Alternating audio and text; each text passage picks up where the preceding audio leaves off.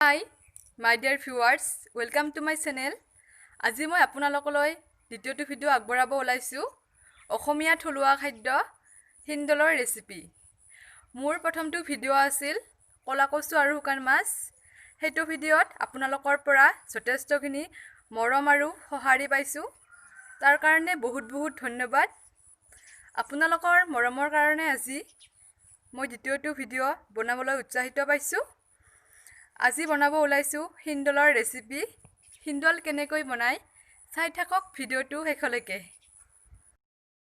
প্ৰথমতে ৰেচিপিটো বনাবলৈ প্ৰয়োজনীয় সামগ্ৰীখিনি যোগাৰ কৰি লোৱা হৈছে। বনাবলৈ একদম সিম্পল হয়। এয়া হৈছে হিন্দলখিনি। অলপমান হালধি গুৰি লোৱা হৈছে। 1 চামুচ নিমখ লোৱা হৈছে। পিয়াজ এটা কাটি লোৱা হৈছে। জলকীয়া কেইটামান লোৱা হৈছে। কাটা মছলাৰ পাত কেইটামান কাটি লোৱা হৈছে। ৰেচিপিটো আৰম্ভ কৰোঁ। প্ৰথমতে দিম আমি অলপমান তেল।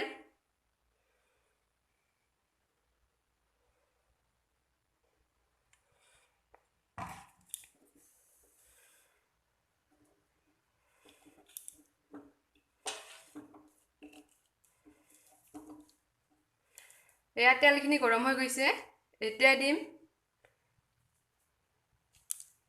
পিয়াজখিনি আৰু জলকীয়া কেইটা।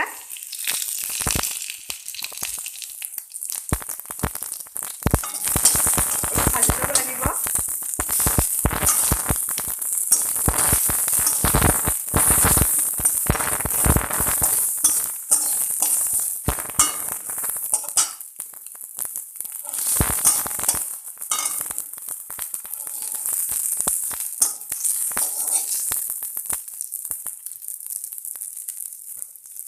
পিয়াজখিনি ভজা হৈ গৈছে।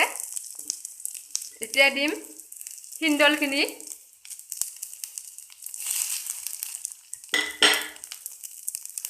লগতে অলপমান নিমখ দিম।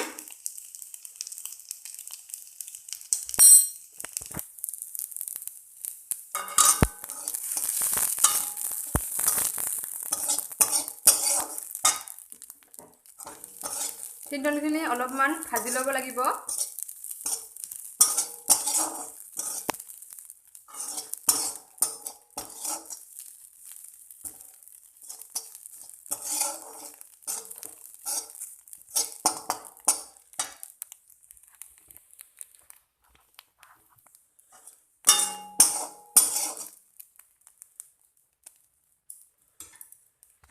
এয়া হিন্দলখিনি ভজা হৈ গৈছে। এতিয়া দিম অলপমান কুহুমীয়া গৰম পানী।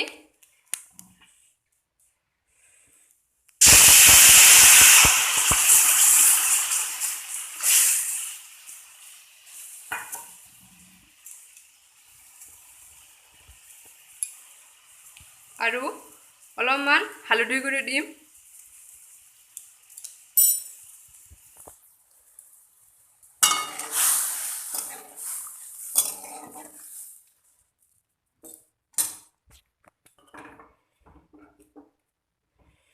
এতিয়া দিম কাটা মছলাৰ পাতকেইটা।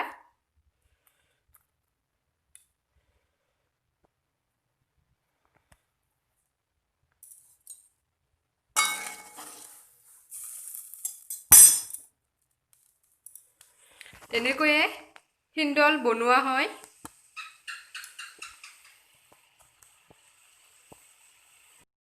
এয়া হিন্দলৰ ৰেচিপিটো হৈ গ'ল।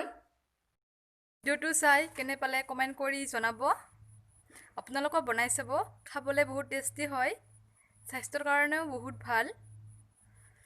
মোৰ চেনেলটো আগবাঢ়ি যাবলৈ আপোনালোকে লাইক, শ্বেয়াৰ এণ্ড ছাবস্ক্ৰাইব কৰিব। নেক্সট ভিডিঅ'ত আকৌ লগ পাম। Bye bye.